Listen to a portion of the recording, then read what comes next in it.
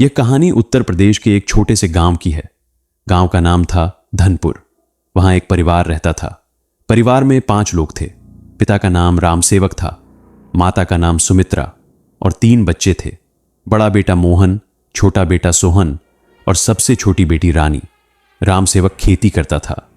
उनके पास अच्छी जमीन थी। परिवार खुशहाल था। गांव में सबसे अच्छा घर उन्हीं का था। पक्का मकान, बड़ा आंगन, कुआं भी अपना था। गांव के लोग रामसेवक का सम्मान करते थे। वह सीधा आदमी था, किसी से झगड़ा नहीं करता था, मेहनत से अपना काम करता था। लेकिन गांव में एक आदमी था जो रामसेवक से जलता था। उसका नाम था काले। लोग उसे काले बाबा कहते थे। वह तांत्रिक था, काला जादू जानता था। काले बाबा को रामसेवक से इसलिए जलन थी क्योंकि रामसेवक ने एक बार उसे मना कर दिया था। बात यह थी कि काले बाबा ने रामसेवक की जमीन का एक टुकड़ा मांगा था। कहा था कि वहां वह एक मंदिर बनाएगा। पर रामसेवक समझदार था। उसे पता था कि काले बाबा झूठा है। वह कोई मंदिर नहीं बनाएगा, वह बस जमीन हड़पना चाहता है। इसलिए रामसेवक ने मना कर दिया। उस दिन से काले बाबा रामसेवक से दुश्मनी रखने लगा, पर ऊपर से कुछ नहीं बोलता था, बस मन में जलता रहता था। समय बीतता गया। रामसेवक का परिवार पहले की तरह खुश था। बच्चे बड़े हो रहे थे। मोहन की शादी की बात चल रही थी। लेकिन फिर एक दिन अजीब बातें शुरू हुईं। सबसे पहले गायें बीमार पड़ीं। रामसेवक के पास 4 गायें थीं। वे सब एक साथ बीमार हो गईं। दूध देना बंद कर दिया, खाना भी नहीं खा रही थीं। रामसेवक ने गांव के पशु चिकित्सक को बुलाया। उसने दवा दी, पर कुछ फायदा नहीं हुआ। धीरे धीरे सभी गायें मर गईं। रामसेवक बहुत परेशान हुआ। गायें उसकी कमाई का बड़ा साधन थीं। अब वे सब खत्म हो गई थीं। फिर खेतों में समस्या आने लगी। जो फसल बोई जाती वह सूख जाती। पानी देने के बाद भी, खाद देने के बाद भी फसल बस सूखती रहती। रामसेवक समझ नहीं पा रहा था कि यह सब क्यों हो रहा है। पहले तो सब ठीक था, अब अचानक सब गड़बड़ कैसे हो गया। उसने पंडित को बुलाया, घर में पूजा करवाई, हवन करवाया, पर कुछ बदलाव नहीं आया। फिर सबसे बुरी बात हुई। एक रात रानी बीमार पड़ गई। उसे तेज बुखार आ गया। वह बेहोश हो गई। सुमित्रा घबरा गई। रामसेवक ने तुरंत वैद्य को बुलाया। वैद्य आया। उसने रानी को देखा, दवा दी, पर रानी की हालत सुधरी नहीं। बुखार कम नहीं हुआ, उल्टा बढ़ता गया। 3 दिन तक रानी बेहोश रही। न खाना खाती, न पानी पीती, बस लेटी रहती। कभी कभी बड़बड़ाती। कुछ समझ नहीं आता था कि क्या बोल रही है। चौथे दिन अचानक रानी उठ बैठी। उसकी आंखें खुली थीं, पर उनमें कुछ अलग था, जैसे वह रानी नहीं कोई और है। सुमित्रा खुश हो गई। सोचा बेटी ठीक हो गई। पर रानी का व्यवहार बदल गया था। वह अजीब हरकतें करने लगी।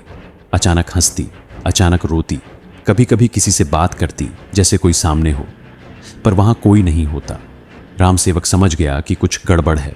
ये सब प्राकृतिक नहीं है, किसी ने कुछ किया है। उसे काले बाबा का ध्यान आया। वह तांत्रिक है, काला जादू जानता है और उसकी रामसेवक से दुश्मनी भी है। रामसेवक ने मोहन से कहा कि वह पास के शहर में जाकर किसी अच्छे तांत्रिक को बुला लाए, कोई ऐसा जो काले जादू को तोड़ सके। मोहन अगले दिन शहर गया। वहां उसने एक तांत्रिक ढूंढा। उसका नाम था पंडित विश्वनाथ। लोग कहते थे कि वह बहुत ज्ञानी है, हर तरह के जादू को तोड़ सकता है। मोहन पंडित विश्वनाथ को घर ले आया। पंडित विश्वनाथ बूढ़े थे, सफेद दाढ़ी, माथे पर तिलक, हाथ में एक लकड़ी की छड़ी। वे घर में आए। रामसेवक ने उन्हें सब कुछ बताया, गायों का मरना, फसल का सूखना और रानी की हालत। पंडित जी ने सब सुना। फिर रानी को देखने को कहा। रानी अपने कमरे में लेटी थी। पंडित जी उसके पास गए, उसे देखा, उसका माथा छुआ। फिर उन्होंने रामसेवक से कहा कि सबको बाहर भेजो, वे अकेले रानी से बात करेंगे। सब बाहर चले गए। पंडित जी ने दरवाज़ा बंद कर लिया। कमरे के अंदर से कुछ आवाज़ें आईं, मंत्रों की आवाज़, फिर रानी की चीख, फिर शांति। आधे घंटे बाद पंडित जी बाहर आए। उनका चेहरा गंभीर था। उन्होंने रामसेवक से कहा कि तुम्हारी बेटी पर किसी ने जादू किया है, बहुत खतरनाक जादू, काला जादू। रामसेवक का दिल बैठ गया। उसने पूछा कि क्या यह जादू तोड़ा जा सकता है? पंडित जी ने कहा, हां, पर यह आसान नहीं है। जिसने यह जादू किया है वह बहुत शक्तिशाली है। उसने एक पिशाच को बुलाया है और उसे रानी के शरीर में भेज दिया है। अब वह पिशाच धीरे धीरे रानी की जान ले लेगा और फिर तुम्हारे पूरे परिवार को खत्म कर देगा। राम सेवक के हाथ पैर ठंडे पड़ गए। उसने पूछा कि क्या इसे रोका जा सकता है? पंडित जी ने कहा, हां, पर इसके लिए एक बड़ी पूजा करनी होगी और जिसने यह जादू किया है उसका सामना भी करना होगा। तुम्हें पता है किसने यह किया है?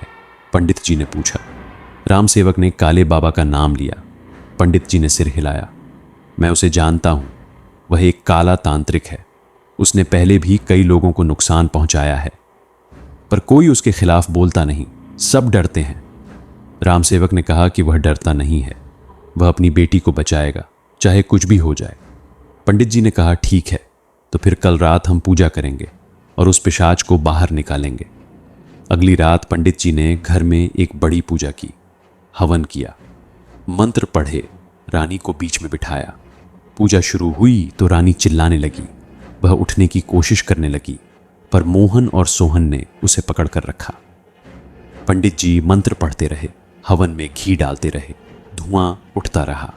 फिर अचानक रानी की आवाज बदल गई। वह किसी और की आवाज में बोलने लगी, गहरी आवाज, डरावनी आवाज, मुझे जाने नहीं दोगे, मैं यहीं रहूंगा। यह शरीर अब मेरा है। पंडित जी ने कहा, तुझे जाना होगा, यह शरीर तेरा नहीं है, तू वापस जा वहां जहां से आया है। वह आवाज हंसी। हंसी इतनी भयानक थी कि सबके रोंगटे खड़े हो गए। मुझे काले ने बुलाया है, उसने मुझे शक्ति दी है, तुम मुझे हरा नहीं सकते। पंडित जी ने और तेजी से मंत्र पढ़ना शुरू किया। हवन की आग तेज हो गई। रानी का शरीर कांपने लगा, उसके मुंह से झाग निकलने लगा, आंखें पलटने लगी और फिर अचानक एक तेज चीख के साथ रानी बेहोश हो गई। पूजा खत्म हुई। पंडित जी ने कहा कि पिशाच निकल गया है, पर अब भी खतरा खत्म नहीं हुआ। काले बाबा को पता चल जाएगा कि तुमने उसका जादू तोड़ दिया। वह और खतरनाक कुछ करेगा, इसलिए तुम्हें उसका सामना करना होगा, उसे रोकना होगा। राम सेवक ने पूछा, कैसे? पंडित जी ने कहा, तुम्हें उसके घर जाना होगा और उसकी सारी तांत्रिक चीजें नष्ट करनी होंगी। उसकी शक्ति का स्रोत वही चीजें हैं, पर यह बहुत खतरनाक है। काले बाबा तुम्हें जान से मार सकता है।